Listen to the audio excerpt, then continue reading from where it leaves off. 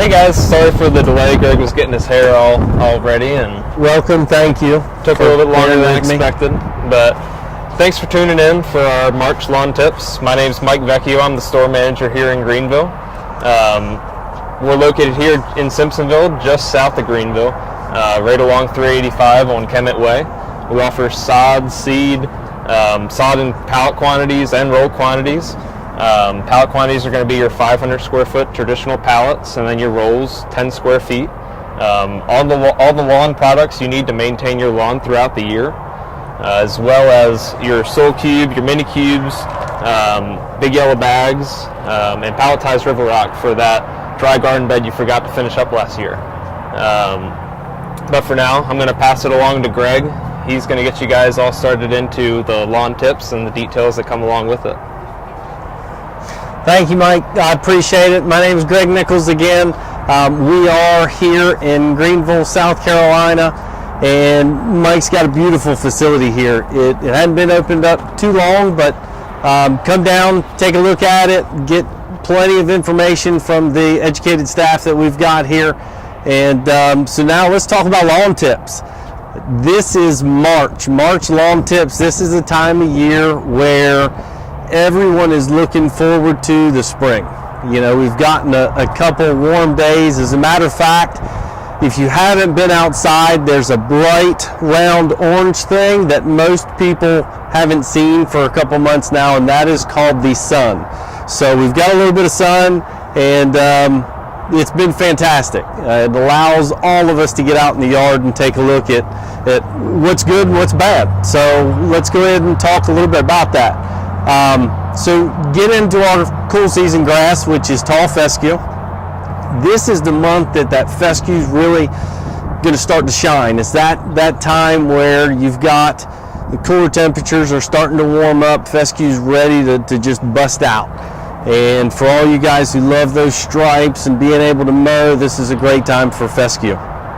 Now I will tell you, we're going to have plenty of sod available for you. Fescue it's getting to that time to where you almost want to hurry up. So think about March as that hurry up and wait time of year. Hurry up and get your fescue sod down. We want you to get a strong base, get a little bit of that support underneath of it from that root system. Don't think too much about seed. Seed is going to be hindered a little bit with that weather coming in behind it, all that heat just doesn't tolerate it as well. We can't get that support system, that root foundation to really be enough to last through the heat. So sod, get it down as soon as you can. Try to get it in quickly so that you can establish. Mowing. As you get it down, you want to wait a little bit till it needs to be mowed, obviously. But this time of year, you can still keep it at 2.5 to 3 inches. We do want we'll bump that up as it gets a little bit hotter. So don't worry, as the heat starts to rise, obviously, fescue will start to bring up to a different level. But 2.5 to 3 inches now. Keep it mowed, keep some of those weeds down. You know, as we look into maintaining fescue, we want to look at what it takes to get the best out of it. And that's going to be your fertilizers, your lime. Obviously, if you haven't had a soil test done lately, you know, get it done. This is going to tell you what you need. We obviously want that pH to be somewhere around the mid-6s. If you can get closer to that 7, that neutral range, great. That's fantastic. That's where we want you. The idea is, with a good pH, you've got that plant has more accessibility. It's got the ability to take up more of those nutrients. This is where we want to apply our 16-4-8. And we also have 16-4-8 fertilizer with Barricade. That's our Pre-Emergent. If you haven't done Pre-Emergent yet, get out and get going, because the window is still open, but it's closing quickly. Now, I'm not telling you you're going to catch everything, but some control is better than no control. So hurry up. Again, March, here we are now in March. Go ahead, hurry up and get that down.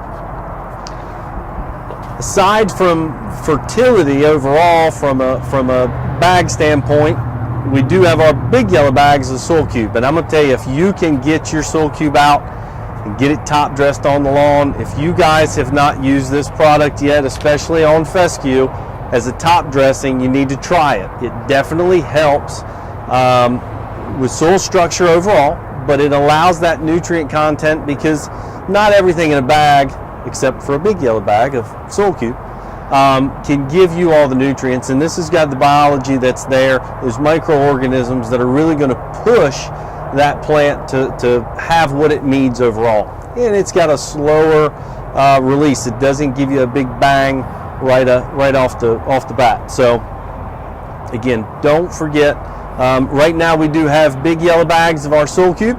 They are 1 cubic yard and they are $25 off. So think about it. We're sending you a bag, putting it on your doorstep or driveway or somewhere that's not your doorstep.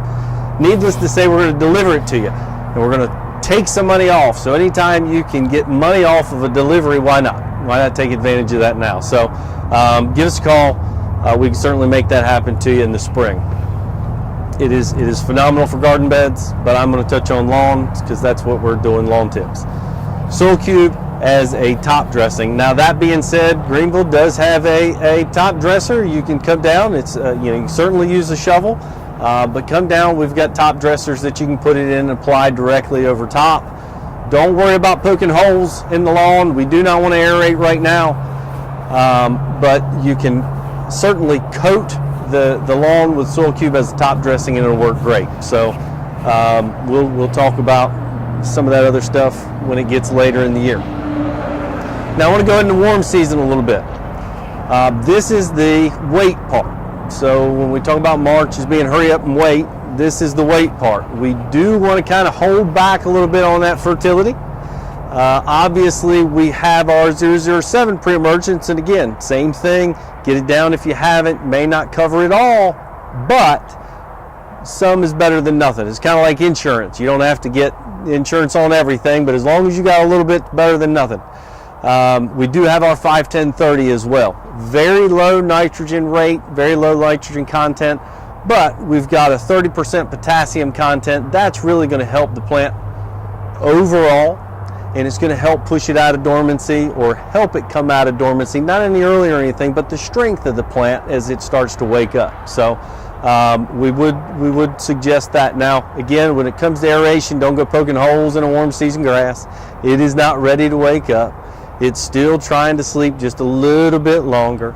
But the sun, again, that big thing in the sky that we finally see for hopefully all day and continuing on, as it warms up, we'll get into the greening up of the warm season grasses. But at this point, while it's still dormant, hold off on fertility. No high nitrogen no high nitrogen fertilizers.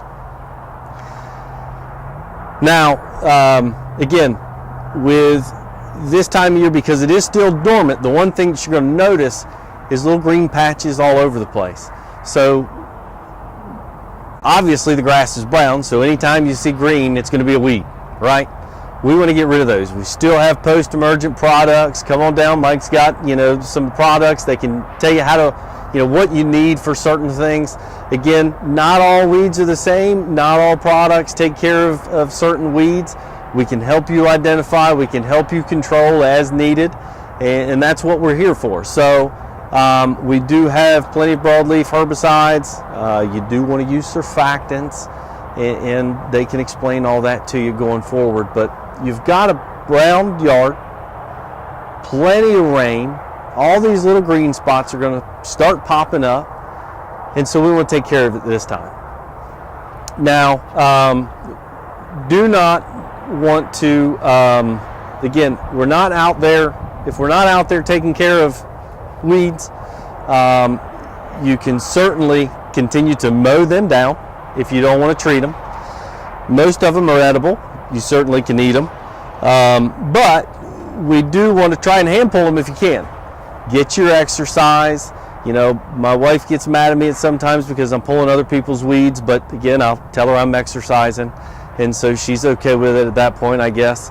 But you can knock them down. A great thing that'll keep them down is an automower, especially on warm season lawns. Make sure you know, you look into an Aldermower. It's going to do a great job of knocking those weeds down. It's going to do a great job of keeping them low. If the weeds are low, they're not reproducing. If they're not reproducing, they're not coming back.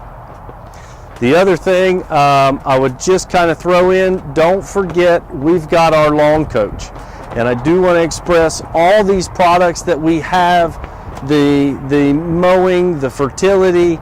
We are here with lawn coach subscriptions going forward. We can certainly, we have our spreaders that you know, we can get to you, has our spreader settings and so forth. But the great thing that I like about lawn coach is that we remind you. Obviously we've got our lawn tips, but we'll send it to you, put it on your doorstep. It's easier to put that package on a doorstep than a big yellow bag. So let us send that to you at the right time. You get the right application when you need it, and it'll help prevent a lot of these things. Now, going into weed prevention, one thing that we like to touch on when it comes to weeds, I have Hillary Thompson. She's going to give us a little bit of information on a weed of the month. Hillary? Thank you, Greg. I'm going to sneak in here Absolutely. and pick up my show and tell. So now begins our weed of the month. Maybe the segment you've been waiting for all month. Certainly I have been. This is our featured weed. It's called Cardamine hirsuta. The common name is hairy bittercress. One thing I've noticed is that there are lots of clues about this weed in the name itself. This weed's falling apart on me.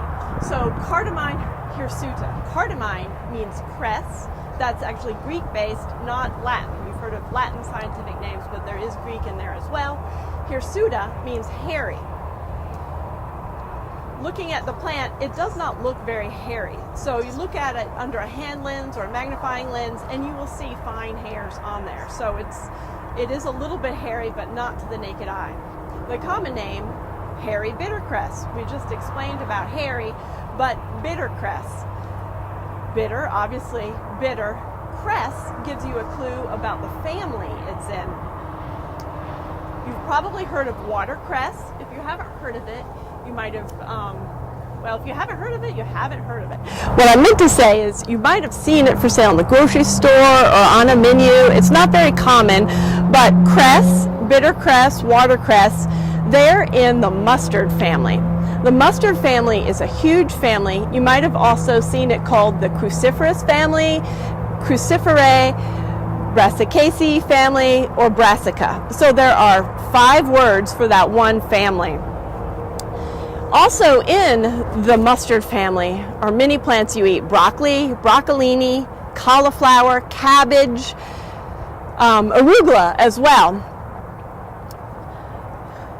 So, do you think you can eat this herb, this plant? Yes, you can. You can eat this weed. I tried it. I liked it. It was peppery. It reminded me of arugula. So if you like a little bit of a peppery bite, you can include this in your salads and on your sandwiches. I believe it is eaten raw like a green. If you read the Lawn Tips email, you would have seen in the first picture a perfect rosette of this plant. And a rosette means it grows in a circle from one point, and all the leaves come out in there. So in the email was a textbook example of what this weed looks like, especially early in the season. Now, we all know our gardens aren't textbook examples. So I'm going to cover some of the ID features to help you determine if you have this plant. From what I can tell, there are not many lookalikes. There is a similar one. It's called Rocket. It is also called Wintercress. It's a different genus.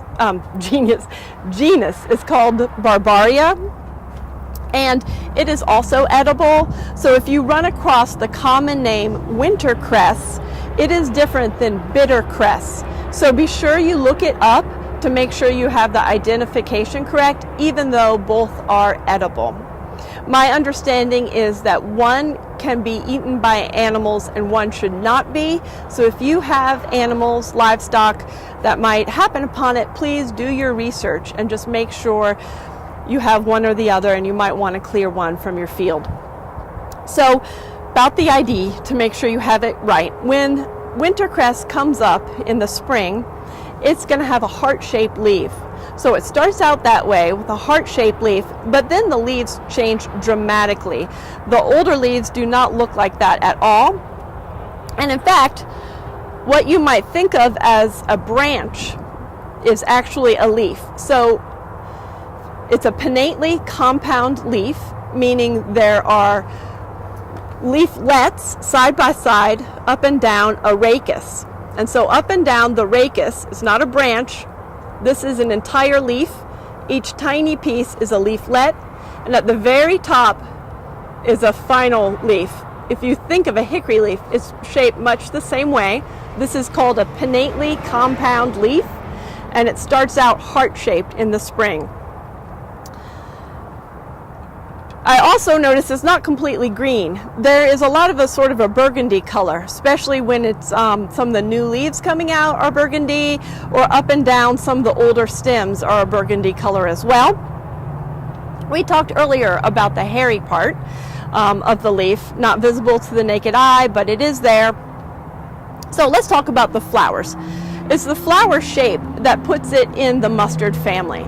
I also mentioned that it was called the cruciferous or cruciferae family. You might recognize the word in there, cruciform or crucifix. That means cross-shaped. So the flowers, this is actually a clump of flowers, a group of flowers. Each individual little flower is cross-shaped. That puts it in the mustard family. And I mentioned rocket earlier. A key distinguishing feature of that is that the flowers are yellow. So really it should be pretty easily identified. Let's talk about the fruit. There's lots of fruit on here. So it's flowering and fruiting at the same time. And the fruit are these little green pods. If you've ever heard of wild touch-me-not, you'll walk through a clump of these and you'll feel them scattering. Even if you're wearing pants, you'll start feeling this little on you. It's these, when they're ripe, the touch, you brushing up, is sending the seeds flying.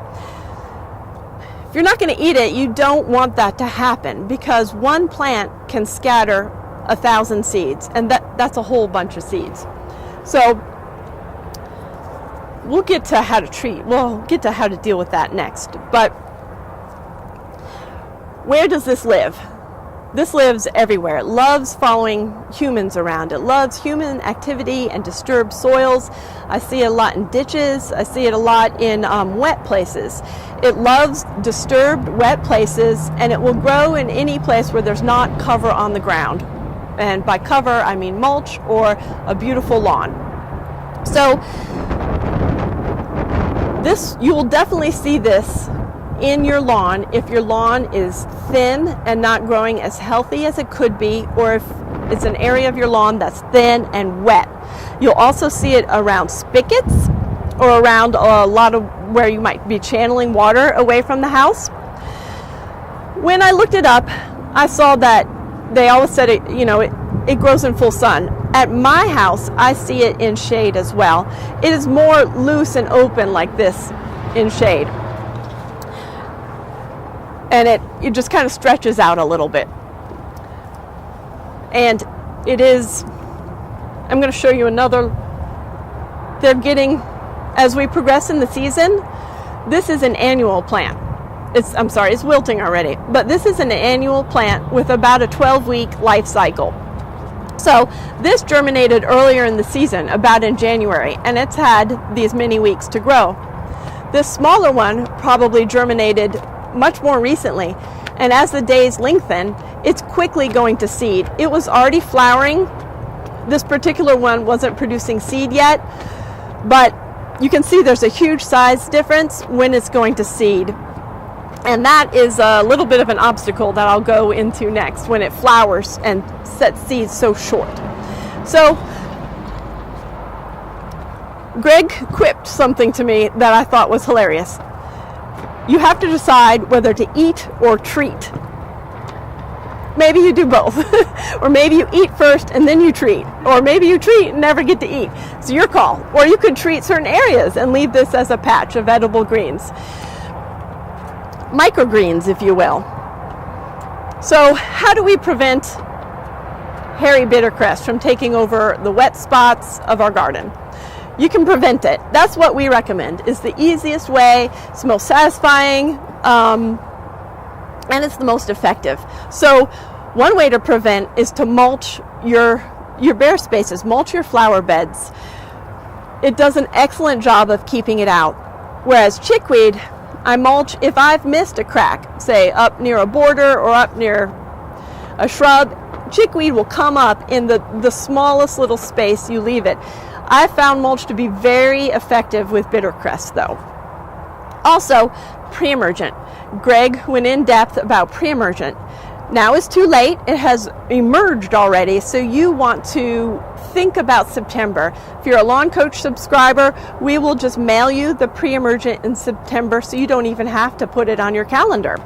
So this is a winter weed, so all winter weeds, if you put pre-emergent out in September, it will prevent them from emerging, from you even seeing them.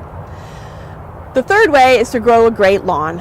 Keep it thick, fertilize it only as needed, mow it regularly.